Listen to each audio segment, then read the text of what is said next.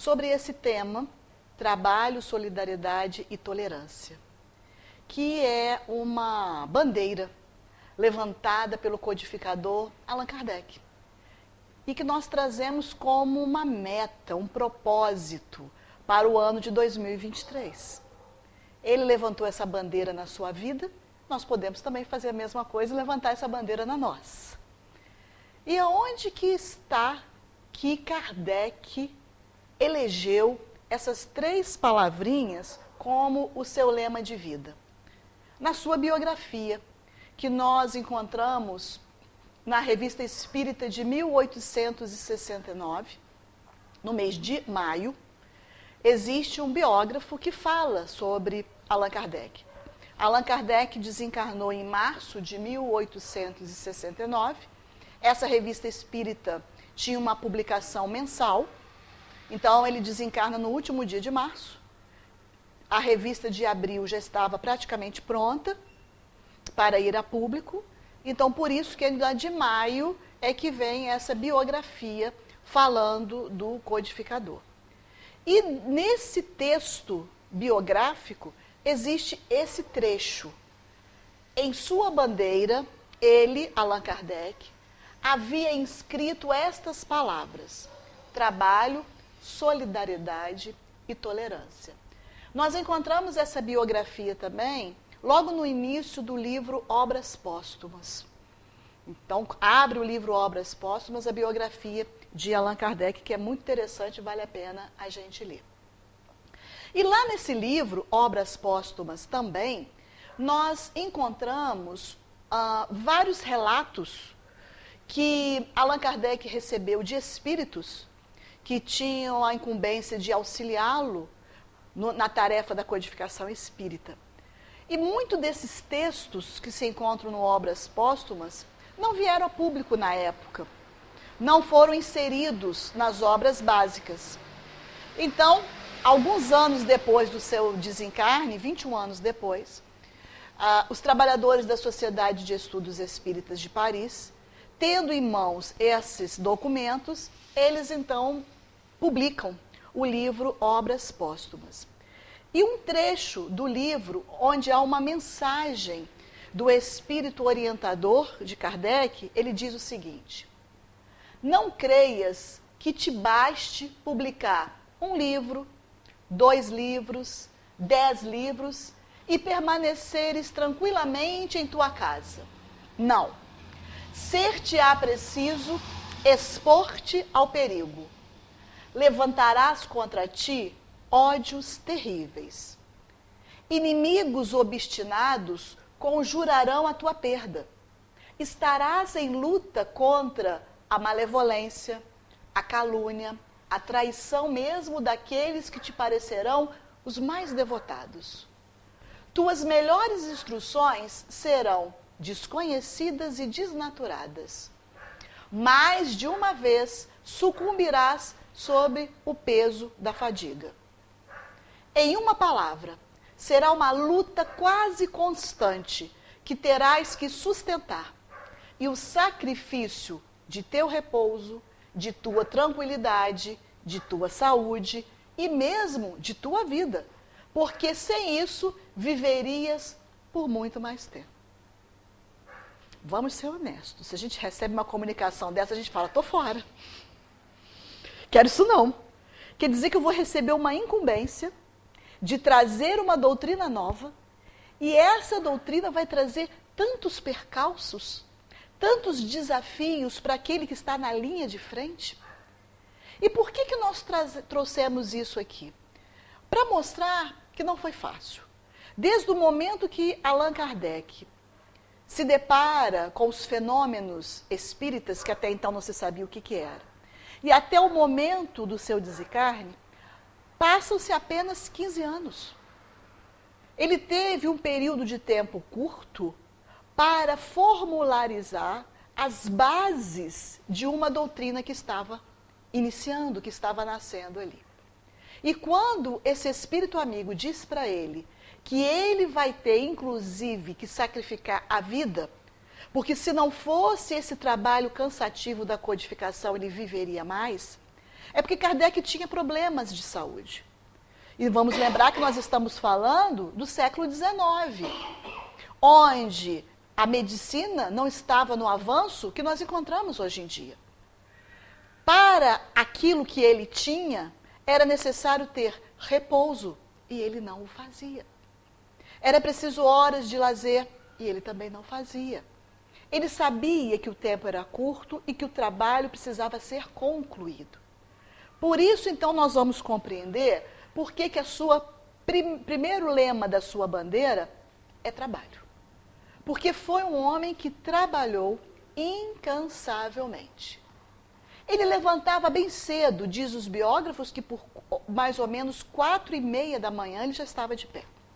Desde o tempo em que exercia as funções de professor e aproveitava a noite para escrever sobre gramática, aritmética, livros para estudos pedagógicos, fazia traduções e ainda organizava em sua casa cursos de química, física, astronomia e anatomia. Ou seja, ser professor na França, no século XIX, está muito parecido com ser professor no Brasil nos dias atuais. Tinha que se virar, tinha que trabalhar muito. Levantava cedo para poder aproveitar as horas do dia, porque as tarefas eram muitas a que ele desempenhava. Isso antes de ter contato com o Espiritismo. Quando ele vai se embrenhando, então, com a doutrina espírita, ele já tinha essa metodologia de trabalho. Ele apenas manteve, ele não teve que modificar. Ele já estava engrenado nessas tarefas diárias de muitas horas de trabalho. E então ele manteve esse padrão na codificação da doutrina espírita, consciente das responsabilidades que pesavam sobre seus ombros e da escassez de tempo para a tarefa que lhe competia realizar. Quando desperta nele uma curiosidade para ver aqueles fenômenos que estavam acontecendo na França, ele já contava com 50 anos de idade. Então, o tempo ele sabia, numa época em que a qualidade de vida e os números no corpo físico de anos de uma pessoa não ia muito além. Não é igual hoje que a gente se depara com pessoas com a idade bem avançada, com uma boa saúde, né, com uma boa memória. Não. Século XIX isso não acontecia. Então, quando tem 50 anos, ele já sabe que tinha uma tarefa grandiosa pela frente e sabia que ele não tinha muito tempo para aquilo. Precisaria, então, se dedicar muito, aproveitar todo o tempo possível. E ele sofria de uma enfermidade do coração. E essa enfermidade só podia ser combatida por meio do repouso intelectual e de uma pequena atividade material, sem muito esforço. Não haviam automóveis, eram carruagens, as distâncias, né, para se deslocar era a pé. A vida era muito mais difícil, com muito mais dificuldades do que a gente tem hoje em dia. Então, tudo isso entra em consideração nessa época. Mas, consagrado todo inteiro à sua obra, recusava-se a tudo que o pudesse absorver, um só que fosse de seus instantes, à custa das suas ocupações prediletas. Ah, vou ali tomar um sol. Ah, vou ali tirar umas férias. Ah, vou viajar. Não tinha esse negócio, não. Era trabalho o tempo todo. E lembrando, né, gente, que era um trabalho exaustivo. Por quê? Era pegar as orientações que aconteciam nas reuniões mediúnicas. Era fazer uma análise de tudo isso. Era comparar tudo isso que ele recebia. Era colocar numa ordem metodológica dentro dos livros que iam sendo publicados. Era acompanhar a publicação dos livros. Eram os artigos da Revista Espírita, artigos mensais, dele e de outros, mas passava por uma revisão dele. Cartas e mais cartas. Kardec recebia 500 cartas dos assuntos mais diversos dentro do Espiritismo, que ele tinha que ler e fazia questão de responder. E ele ainda fazia cópia dessas cartas, porque se ele precisasse de um registro daquilo que estava ali e que se porventura perdesse, ele tinha que ter uma cópia. E olha, não tinha xerox. Não tinha nem papel carbono. A gente nem sabe o que é carbono, né? Que dá para fazer cópia. Não tinha. Não tinha caneta esferográfica. Tudo isso para a gente ter uma ideia das dificuldades que ele enfrentava naquela época e que não se acomodou diante delas. Trabalhou mesmo com muita coisa adversa no seu meio. Então foi uma luta desigual. Não podia, pois, a matéria resistir eternamente. e um aneurisma se rompe, derrubando no dia 31 de março de 1869 aos 65 anos de idade. Ele estava preparando, ele e a esposa, uma mudança de residência. Eles tinham comprado um terreno e o pensamento dele era, nesse terreno, construir casinhas, fazer uma pequena vila, e que essas casas pudessem ser moradia de espíritas que ficassem idosos e que não pudessem morar sozinho ou que não tivessem família. Então, o que iria ali? Ele desencarna, infelizmente, sem ver concretizado esse sonho. Mas uma das casinhas já estava pronta nesse terreno e ele com a esposa iam se mudar. Eles estavam naquela bagunça de mudança da casa, quando chega um rapaz querendo comprar um periódico da Revista Espírita. E ele, então, no meio daquela bagunça tudo, ele procura o volume que o rapaz queria, não sabendo que aquela seria a última venda que ele faria, né? Ele pega e, ao entregar para o rapaz, ele cai. O aneurisma se rompe e ele cai ali. Então, a moça que trabalhava na casa dele chama o porteiro do prédio, tentam reanimá-lo, chamam outras pessoas, mas, infelizmente, ali ele desencarna. Então, o que a gente está vendo aqui é bem resumido o quanto este homem se dedicou ao trabalho. E aí, agora vem a gente. Igualzinho a ele, né? A gente pega o calendário de 2023 para ver quantos feriados tem. Para ver quantas emendas a gente vai ter. Né? Olha a perspectiva como é diferente. Então o homem, ele confunde felicidade com inatividade. Ser feliz no dia que não tiver nada para fazer. Uma inversão de valores. O estudante vibra com a chegada das férias escolares. O trabalhador aguarda o fim de semana, o feriado, as férias e a própria aposentadoria, considerada por muitos como estágio ideal em que, garantido o sustento diário, se sentem plenamente eximidos de qualquer esforço. Mas espera aí, a gente não merece ter um descanso? Claro que sim, por isso que nós temos na nossa legislação um dia para descanso, semanal e as férias. Nós precisamos, o nosso corpo precisa de um refazimento das energias, por isso que a gente dorme, por isso que a gente descansa. O descanso é diferente de uma ociosidade, de não querer fazer nada, de não trabalhar, de ficar sem se ocupar com alguma coisa. No Livro dos Espíritos diz que toda ocupação útil é trabalho. Então nós não estamos falando aqui apenas do trabalho profissional. Qualquer tipo de trabalho que tenha uma utilidade é considerado trabalho. Aquilo que a gente está na ociosidade, então não é.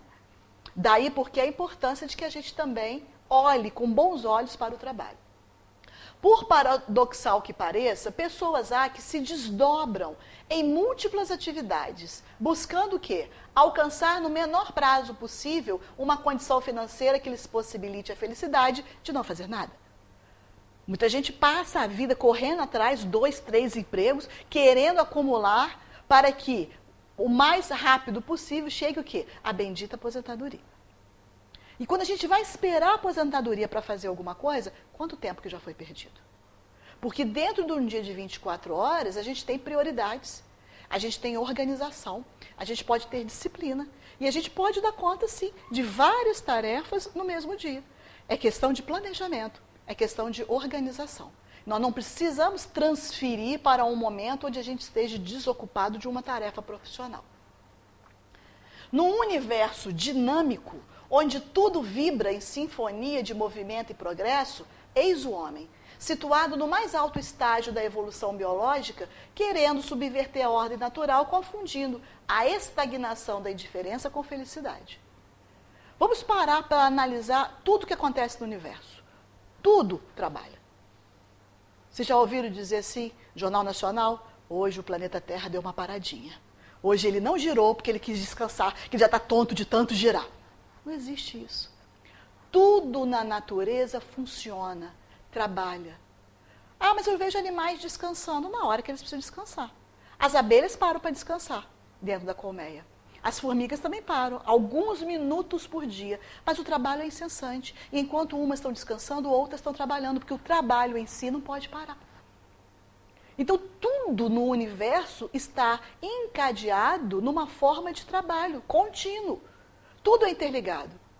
Por que, então, um homem que está entre os reinos, no ápice, no auge, no topo, se achar no direito de não precisar trabalhar, de reclamar do trabalho, ou de fazer o seu trabalho de má vontade, sem qualidade. Por que isso? Quando a gente faz isso, a gente está prejudicando a nós mesmos e estamos prejudicando aqueles que dependem desse nosso trabalho. Poucos anos atrás, nós nos deparamos com uma greve de caminhoneiros, que trouxe um transtorno imenso da vida de todos nós. Isso foi uma prova de como que a gente precisa dessa categoria. Como que as coisas no nosso país transitam de um lugar para o outro pelas rodovias. Como que as coisas que abastecem as cidades são trazidas por esses caminhões. Tudo que nós temos hoje não fomos nós que fizemos. A roupa que a gente veste, nós não confeccionamos. O alimento que a gente põe na mesa, nós não plantamos. O transporte que a gente utiliza, nós não construímos. A casa que nós moramos, com algumas exceções, que às vezes a própria pessoa pode construir, também não foi construída. Então nós vivemos numa grande engrenagem, onde o trabalho sustenta toda essa sociedade. Então nós somos um elo muito importante nessa corrente, e em consequência o nosso trabalho também. Então qual é a necessidade do trabalho para o ser humano? Tornar-se útil e praticar o bem. Porque todo trabalho que a gente desenvolve tem um bem-estar de uma coletividade. Por mais que a gente pense, não, eu estou aqui sozinho, dentro de uma sala, dentro de um escritório, fazendo o meu trabalho, mas aquilo ali vai refletir na sociedade como um todo. Desenvolver a capacidade de pensar. Então, precisou estourar uma pandemia para que os avanços nessa área de vacina tomassem um salto. Os pesquisadores tiveram que pensar diante da necessidade. Muitas vezes acontece alguma coisa que vai exigir da gente necessidade. Se nós temos hoje automóveis, foi porque alguém um dia teve a ideia de criar uma roda que facilitasse a locomoção, o transporte de um lugar para o outro, e aí com o passar do tempo, a evolução, isso vai sendo aprimorado. Então esse trabalho faz com que a gente desenvolva a nossa capacidade de pensar para buscar melhorias, conforto, tecnologia, condições melhores de vida. E com isso, aperfeiçoar as nossas potencialidades. Ampliar os recursos de preservação da vida. Vocês já imaginaram como é que eram os alimentos antes de ter luz elétrica, antes de ter geladeira, antes de ter fogão? Como é que se conservava isso? Então, a preservação da vida se ampliou através desses recursos que foram criados. Pelo pensamento e pelas mãos de alguém que colocou a mão na massa para criar aquilo. Aí nós vamos alcançar o progresso individual, consequentemente o progresso coletivo. No Evangelho segundo o Espiritismo, no capítulo 25, no item 3, nós encontramos: se Deus houvesse isentado do trabalho do corpo o homem, seus membros se teriam atrofiado. Se o houvesse isentado do trabalho da inteligência, seu espírito teria permanecido na infância, no estado de instinto animal. Por isso é que lhes fez do trabalho uma necessidade e lhe disse: procura e acharás, trabalha e produzirás. Dessa maneira serás filho das tuas obras, terás delas o mérito e serás recompensado de acordo com o que hajas feito. Mostrando para a gente que se não fosse importante o trabalho, Deus não nos teria dado. Deus nos deu o trabalho e nos deu as condições de efetuarmos este trabalho e de nos aprimorarmos moralmente, espiritualmente, intelectualmente, por intermédio deste trabalho também. Segundo lema da bandeira de Kardec: solidariedade. Então nós já vimos como que ele trabalhou exaustivamente, e esse exemplo do codificador é um exemplo que nós devemos seguir também. Não é só ler, né, as suas obras, mas também o seu exemplo de vida. Então a gente está vendo que aquilo que ele trouxe como seu lema, como a sua bandeira, ele vivenciou, imitando Jesus, né, que fazia aquilo que falava. Então Kardec também fez isso, fazia aquilo de que falava. E com relação à solidariedade, o caráter do codificador era universalista. empolgado com os problemas que envolvem o progresso e a felicidade do homem. O codificador cedo concluiu que os males que afligem a humanidade são resultantes exclusivamente do egoísmo. A eterna preocupação com o próprio bem-estar é a grande fonte geradora de desatinos e paixões desajustadas. Por isso que ele combateu muito o egoísmo. O que ainda nos impede de progredir, de evoluir, é o egoísmo. É não ter essa solidariedade ampliada.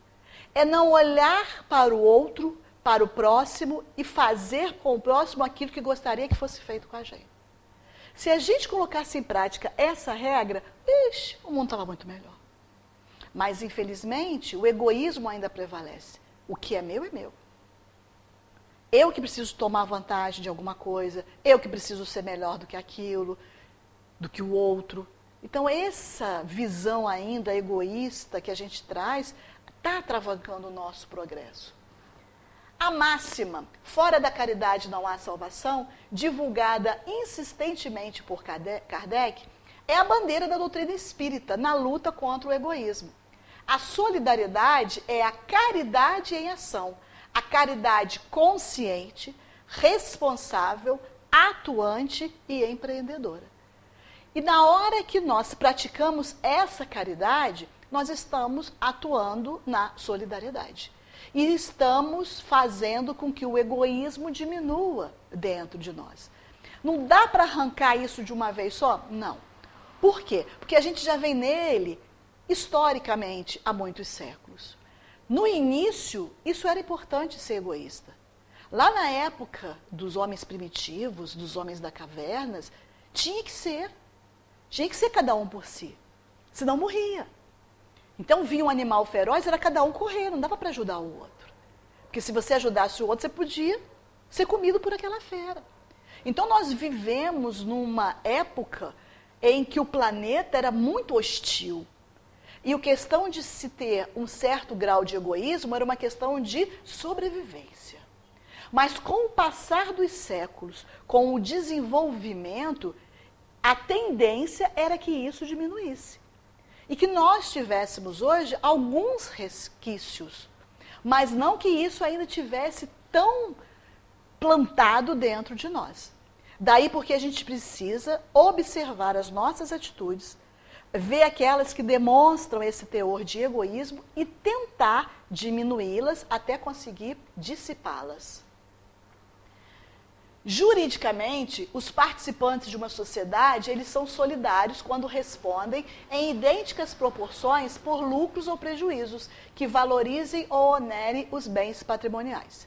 Então, diante de uma lei dos homens, dentro de uma constituição, dentro de um código penal, todos são iguais perante a lei.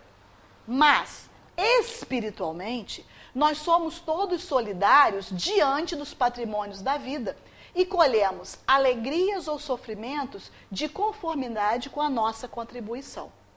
Os males que afetam a coletividade, em virtude de nossas faltas ou omissões, atingem a nossa economia espiritual em particular, situando-nos em clima de desarmonia.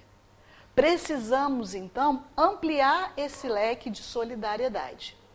Da mesma forma, nosso esforço em favor do bem-estar alheio, por menor que seja, renderá juros altos de alegria e de paz. E esse, quando está escrito aqui falando, por menor que seja, às vezes são coisas tão simples, que parecem ser tão insignificantes, mas que têm um valor muito grande. Então, o que é ser solidário? Ser solidário é sentir necessidade íntima de partilhar alguma coisa com o próximo. E não é só bens materiais. Não é só dar a comer a quem tem fome. É muito mais amplo do que isso. São todas as relações sociais. A solidariedade é o sentimento de identificação com os problemas dos outros, que leva as pessoas a se ajudarem mutuamente. É compromisso pelo qual nos sentimos na obrigação de ajudar-nos uns aos outros. E aí o último lema da bandeira de Kardec é tolerância. A gente podia até pular esse, porque nós somos tolerantes, não precisa nem falar sobre tolerância não, né? Precisa mexer na ferida. A obra de Allan Kardec é profundamente marcada pela tolerância, inclusive em questões religiosas, advindo daí sua recomendação para que os espíritas não se preocupem em fazer proselitismo. Não precisa ficar chamando para ir na casa espírita, não precisa ficar falando que é uma boa religião. Não precisa. Cada um tem o seu momento. E muitas pessoas às vezes vêm por curiosidade ou por exemplo de alguém. O próprio Luiz Eduardo, não sei se você já contou essa história aqui. Ele entrou para a doutrina espírita, ele disse que era uma pessoa muito pavio curto. E aí, quando ele começou a estudar a doutrina espírita, ele foi se modificando. Aí as pessoas na casa dele falaram assim, tá estranho, por que ele está mudando? O que tem lá nesse centro que ele está indo? Aí a esposa foi, aí o filho foi, mas eles foram porque viram a mudança de comportamento. Então isso pode acontecer. Aí não precisa da gente fazer proselitismo. Kardec não fazia. E ele revela o seu comportamento em face dos ataques e críticas que ele recebia. Então aqui é o próprio Kardec escrevendo. Quando me sobrevinha uma decepção ou contrariedade qualquer, eu me elevava pelo pensamento acima da humanidade e me colocava antecipadamente na região dos espíritos. Desse modo, desse ponto culminante, as misérias da vida deslizavam sobre mim sem me atingirem. Tão habitual se me tomar esse modo de proceder que os gritos dos maus jamais me atingiram. Por quê? Porque todo mundo que tem uma projeção, e ele teve uma projeção, recebe elogios e recebe ataques. Isso é natural. Se a pessoa não quer esse tipo de críticas ou elogios, então não se projeta. E se projetar, você está correndo risco, é isso. E o que ele fazia? Quando eu falei para vocês que ele recebia 500 cartas, então ele recebia muita carta pedindo ajuda, pedindo orientação, descrevendo fenômenos que aconteciam, mas recebia muita carta malcriada também. Muita carta de religiosos, dizendo que o que ele estava fazendo era coisa errada. Então com quem ele está falando? Ficar acima, tirando os momentos de muita chuva e de enchente, que o rio passa por cima da ponte, mas normalmente a ponte é por cima e o rio é por baixo. Então deixa essas críticas passar na correnteza do rio e como se a gente fosse ponte por cima. Emmanuel disse isso para Chico uma vez. Chico ficou incomodado com uma crítica. Emmanuel falou, a crítica tem um fundo de verdade? Se tem, modifica. Se não tem, não liga. Então é isso que a gente tem que fazer. Então essa era a tolerância dele. E aí, Kardec também granjeou para si boas companhias. E tinha um vice-cônsul da França chamado Dr. Grand. Esse homem era um católico. E ele leu o Livro dos Espíritos. E ele achou muito interessante o Livro dos Espíritos. E ele foi na Sociedade Espírita de Paris conhecer Allan Kardec. E esse homem, esse Dr. Grand, ficou amigo íntimo de Kardec, de frequentar a casa de Kardec. Então ele conviveu muito com Kardec. Em um determinado momento, ele escreve, que chama uma brochura, né, porque é um texto pequeno, carta de um católico sobre o Espiritismo. E nessa carta, um trecho da carta, ele diz o seguinte, acrescentarei uma simples observação sobre uma das causas que, na minha opinião, contribuíram poderosamente para dar o crédito de que gozam as obras do Sr. Allan Kardec. É a ausência de todo sentimento de aspereza para com os seus adversários. Tão atual, né, gente? Quando a gente vê as pessoas se indispondo com outros por divergência, sejam elas quais forem. Para que isso? Existe uma diversidade. Nós não somos iguais, por que pensaríamos da mesma forma?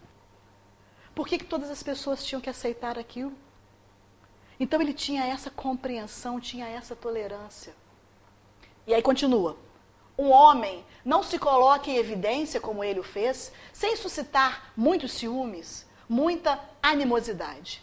Entretanto, em nenhuma parte se encontra o mínimo traço de rancor ou de malevolência, a mínima recriminação endereçada àqueles dos quais ele poderia queixar-se. Então, a obra de Kardec dava sustentação na sua própria vivência, sem a gente levar em consideração que é uma orientação do mundo espiritual. Porque ele podia aceitar as orientações dos espíritos e agir de uma forma diferente. Mas aí ele não agia.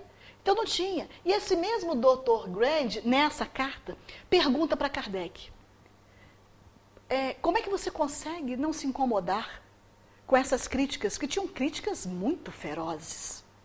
E aí ele conta que Kardec sai e volta com 2 cartas na mão. E dá para ele ler. Uma carta onde a pessoa agradece que estava com a vida toda destrambelhada, leu o livro dos Espíritos e que deu um rumo diferente na vida. E uma outra carta o acusando de várias coisas, inclusive coisas que não eram verdadeiras. Seria hoje as fake news. E aí, depois que esse vice-cônsul leu as 2 cartas, Kardec falou, qual você acha que eu devo desprender a minha energia? Qual das 2 você acha que eu devo dar crédito? Qual das 2 você acha que eu tenho que acalentar no meu coração? A resposta é essa. Então, eu não preciso, abraçar esses que me atacam. Eu tenho que me fortalecer com esses a quem a doutrina espírita está ajudando. E nós? Sem tolerância, é impossível manter o próprio equilíbrio ou realizar um trabalho profícuo no campo do bem. Porquanto, na medida em que nos detemos no mal que vemos nos outros, passamos a assimilá-lo. Porque eu estou vendo o mal no outro, eu estou falando tanto naquilo, que eu acabo adquirindo aquilo para mim. E será que é porque eu estou vendo nele, é porque eu tenho também? Então é uma reflexão que a gente pode fazer. Tolerar não significa engolir sapos, aceitando de forma indiscriminada tudo que se apresente para nós. Jesus não fez isso. A tolerância é uma virtude que reconhece dos outros o direito de ter opiniões diferentes. Jesus sabia que Judas ia traí-lo. Aí Jesus bloqueou ele no WhatsApp e traiu. Jesus sabia que Pedro ia negá-lo 3 vezes. Ficou sem falar com Pedro. Jesus não concordava com os fariseus, mas conversava com eles. Tentava mostrar. Jesus não concordava com a atitude de Zaqueu, que cobrava impostos e botava um pouquinho no bolso. Mas foi para a casa dele, pernoitou lá. Quem é o nosso modelo e guia? Se o meu modelo e guia é Jesus, eu tenho que viver com esse modelo e fazer o que ele fazia. Na hora que eu discrimino, na hora que eu rompo relacionamentos, na hora que eu não quero falar porque fulano falou uma coisa que me ofendeu, que me agrediu, ou que não é um pensamento igual ao meu, peraí, tem alguma coisa errada no caminho.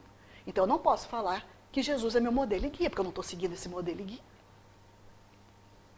Então, falar que Jesus é modelo e guia implica em viver de acordo com o que ele nos ensinou. E ele nos ensinou isso, tolerância, para com todos. Os próprios discípulos falavam, mestre, pelo amor de Deus, está acontecendo isso, está acontecendo aquilo. Ele, calma, não é assim. Não é assim, Quando soldados chegaram para prendê-lo, que Pedro pega a espada e corta a orelha lá do soldado, o que Jesus fala? Pedro, não! Pedro foi defender o mestre dele. Ele estava certo. Ele não podia deixar o mestre dele ser preso. A gente ia fazer a mesma coisa. Não era dessa maneira. Jesus fala, não é assim. Não é assim. Então, olha só o que nós temos que pensar. Então, vale lembrar que nós vivemos num planeta em intensa fase de transformação. Sendo assim, é praticamente impossível não convivermos com situações que nos desagradam ou nos desafiam. Aqui não vai ser tudo mar de rosas, não. Ainda não. Então, nós temos que aprender a lidar com essas diferenças. De uma forma muito equilibrada, muito harmoniosa e muito respeitosa. E isso, gente, não vem de cima para baixo. Não precisa se botar leis para isso, não. Isso vem de dentro para fora. No dia que cada um de nós pensar assim, toda uma sociedade vai se modificar e modificar para melhor. Então, nós somos tolerantes? Temos consciência de que nós não somos o centro do mundo, nós achamos que tudo gira ao nosso redor. Que tem que ser do meu jeito, do jeito que eu quero, do jeito que eu acho que está certo. Sabemos a hora certa de falar e como falar? Lembra que eu falei antes? Não é engolir sapo. Mas é saber o momento certo. A maneira certa de falar com a pessoa. Se eu erro Como é que eu vou gostar de ser repreendida? Ah, eu errei lá no meu trabalho, né? Dei um deslize e fiz uma coisa errada que não tinha que fazer. Como é que eu gostaria que o meu chefe falasse comigo? É assim que eu tenho que falar com o outro se ele errar. É assim que a gente tem que agir. Ouvimos o que o outro tem a dizer, ou a pessoa começa, parar, já sei o que você vai dizer, parar, já até sei o que você vai falar. E a gente não deixa, a gente interrompe. Respeitamos as opiniões alheias? Não. Respeitamos as opiniões que são idênticas às nossas. Aceitamos as diferenças? Ainda não. Nós discriminamos, nós desconfiamos, nós olhamos de lado. Dependendo de como a pessoa está trajada, a gente segura a bolsa mais firme. Né? A gente faz isso, sim. Desejamos mudar o outro? Sempre. Ah, se fulano fosse diferente. Ah, se Beltrano fosse diferente. Ah, se fulano fizesse aquilo. A gente não muda ninguém. A gente só muda a gente mesmo. E quando a gente quer. Não adianta falar. Fazemos uma autoavaliação das nossas atitudes. Santo Agostinho falava isso. No final do dia, faz uma revista do que você fez no dia. Ele dizia, eu fazia isso. As coisas boas eu vou repetir no outro dia. Aquilo que não foi bom eu vou procurar evitar. Porque cada vez que a gente faz isso, a gente não acumula as coisas. Não julgamos os donos da verdade, só nós que estamos com a razão. Perdemos a calma com frequência. Se nós perdemos, nós ainda não temos. Né? Porque aquilo que a gente tem, a gente não perde. Porque aquilo que a gente já adquiriu. Compreendemos que as pessoas têm uma compreensão e uma vivência diferente da nossa. Porque é muito comum também a gente falar assim, olha aí, eu no seu lugar, eu ia fazer diferente. O certo é, eu no seu lugar, com a minha experiência de vida, pode ser que eu fizesse diferente. Pode ser que eu fizesse diferente. Outro dia deu uma notícia na televisão de uma mãe que jogou o bebê numa lata de lixo. Que absurdo! Não sei o que. Não está certo. Mas eu pergunto, essa mulher sabe o que é amor? Ela foi amada?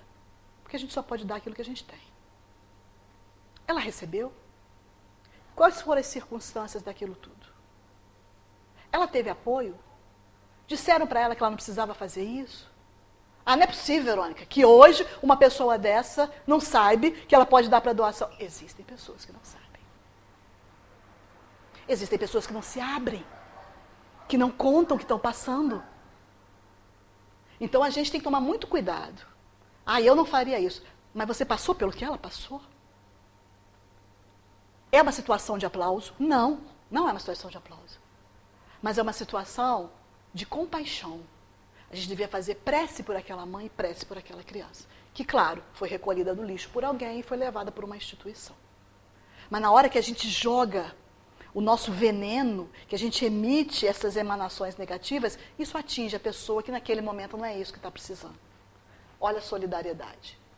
Nesse livro, Perturbações Espirituais, no capítulo 15, Psicografia do Divaldo, o Manuel Filomeno de Miranda fala uma coisa muito importante. Ele diz assim: indagava-me como será possível que ao adotarmos uma crença religiosa que ensina, a nossa crença, ele está falando para a espírita, que ensina o amor e a fraternidade, o nosso primitivismo nos leve ao absurdo da intolerância, a ponto de destroçar-nos uns aos outros, devorados pelos ódios defluentes das paixões mais vis. Se a gente abraça uma religião que fala de amor e de fraternidade, como é que ainda trazemos essa intolerância no coração? A gente está andando na contramão, na incoerência.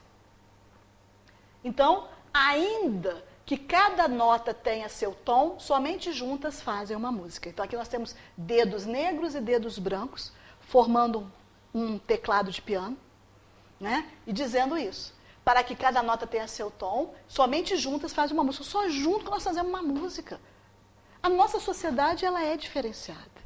Então nós temos que respeitar essas diferenças. E o nosso exemplo maior, de trabalho, Jesus disse, meu pai trabalha até agora e eu também. Sobre solidariedade, ele disse, quem tiver 2 túnicas, ele falou 10, ele falou 2, dê uma a quem não tem, e quem tiver comida, faça a mesma coisa. Com relação à tolerância, ele disse, João disse a Jesus, mestre, Vimos um homem que expulsa demônios em teu nome, mas nós lhe proibimos, porque ele não anda conosco. Jesus lhe disse, não lhe proíbam, pois quem não está contra vocês, está a favor de vocês. Tolerância. De alguém que não fazia parte daquele grupo ali. E aí, para a gente encerrar, nós temos uma mensagem de Emmanuel, baseado nesse lema de Kardec. Trabalho, solidariedade e tolerância. E Emmanuel diz, o trabalho edifica, a solidariedade aperfeiçoa, a tolerância eleva. Trabalhando, melhoramos a nós mesmos. Solidarizando-nos, enriqueceremos o mundo. Tolerando-nos, engrandeceremos a vida. Para trabalhar com êxito, é necessário obedecer à lei. Para solidarizar-nos com proveito, é indispensável compreender o bem e cultivá-lo. Para tolerar-nos em sentido construtivo, é imprescindível amar. Em vista disso, o Mestre Divino, há quase 2 milênios, afirmou para o mundo, meu Pai trabalha até hoje, eu trabalho também. Estarei convosco até o fim dos séculos. Amai-vos uns aos outros, como eu vos amei. Trabalhemos, então, construindo. Solidarizemo-nos beneficiando. Toleremo-nos amando sempre.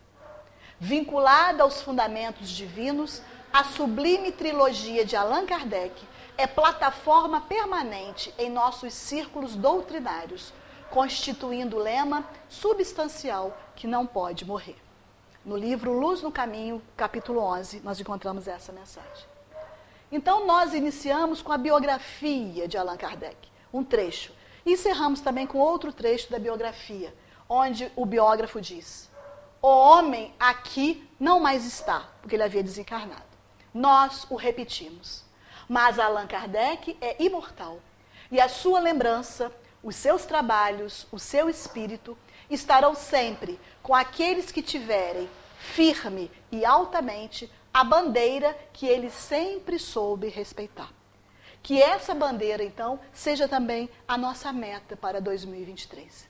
Que possamos trabalhar, nos solidarizar mais e, principalmente, exercitar a tolerância na nossa vida.